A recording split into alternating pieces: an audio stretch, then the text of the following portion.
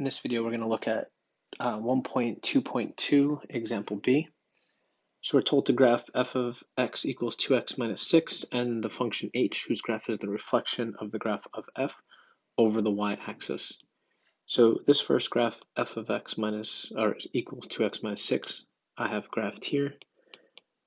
So that's 2x minus 6. And now they're asking us to reflect the graph f over the y-axis. So this graph here, again, let's label this. Let's call this f of x. And now we're trying to graph h of x, which is a reflection over the y-axis.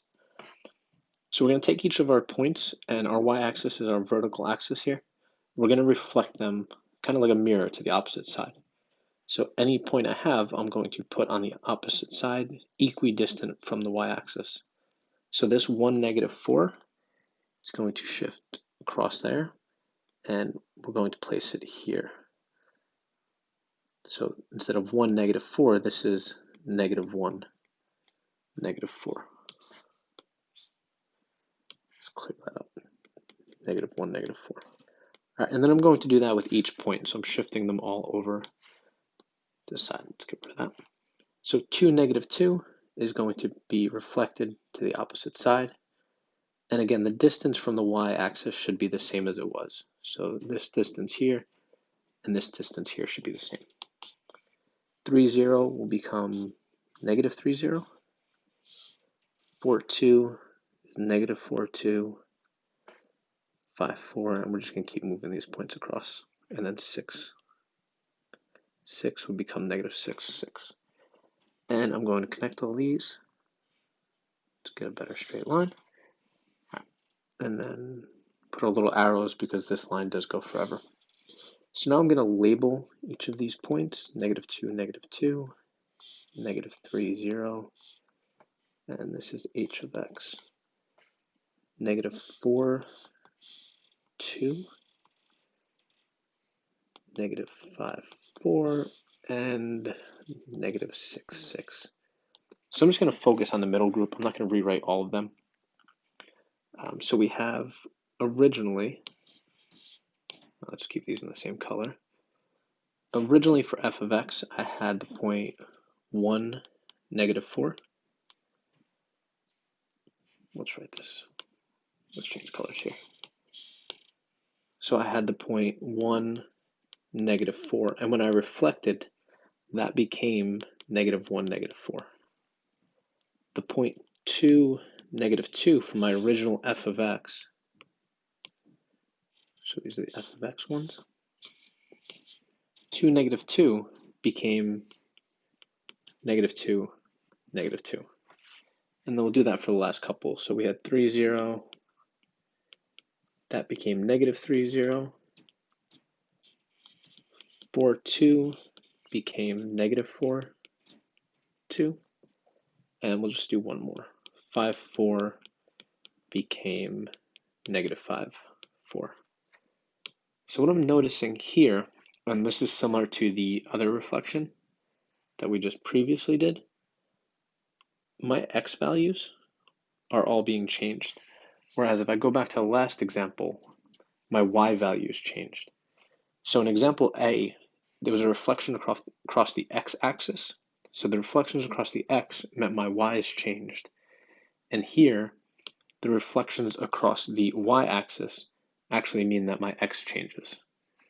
So again, when it was reflection across x, y changed, and now my x values are being changed.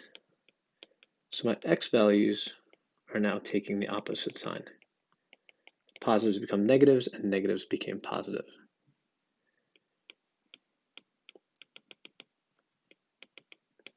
So same way we mentioned up here, where in this case you had like -2x minus 6, the x value is changing. So we had 2x minus 6. What's happening to this is this reflection, our negative x is happening. Okay, our x values are the ones changing, not the entire function. So h of x is equal to what originally was f of x with a negative x. So it's f of -x. So let's call that a reflection over the y-axis. All right, it's pretty important that we kind of recognize the difference between these. Up here, when you had a reflection over the x-axis in example A, the y's changed, which meant the entire function, right here, the entire function was being changed.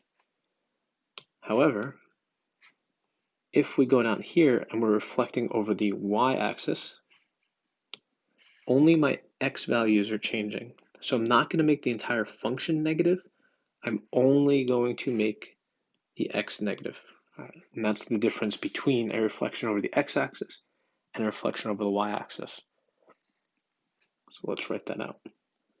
So y-axis reflection is what we're looking at here.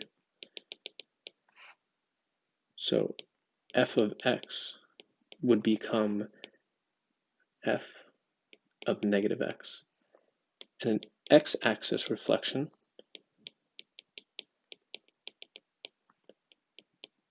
f of x would become negative f of x. So this is where the x changes. This is where the y changes, if you were to look at the individual points.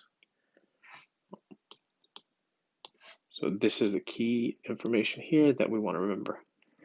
Right, so be careful between the two. Again, you do have an x-axis reflection and a y-axis reflection. The opposite one is going to change. So one last time, for a y-axis, your x will change, and for an x-axis, your y values will change.